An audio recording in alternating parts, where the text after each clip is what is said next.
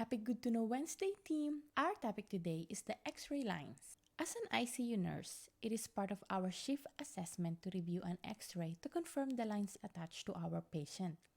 At first, this can get overwhelming.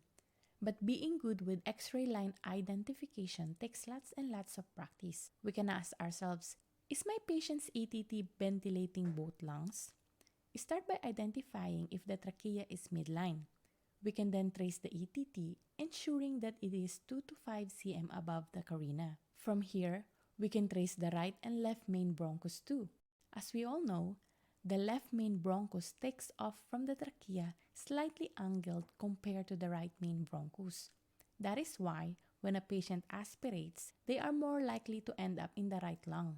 If the ATT is too advanced, it can easily track down the right main bronchus, blocking off ventilation on the left lung.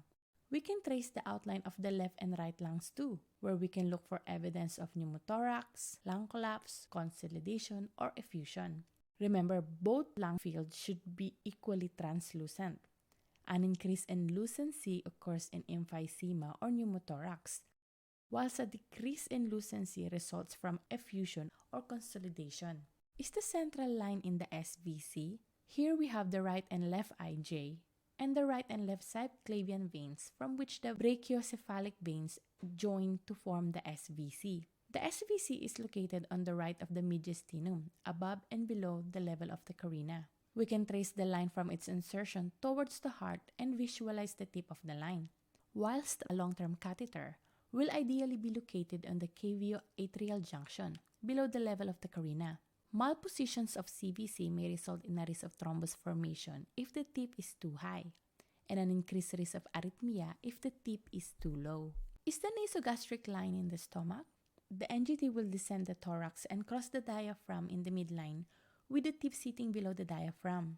From here, we can see some gastric bowels below the left hemidiaphragm, which we sometimes decompress using an NGT.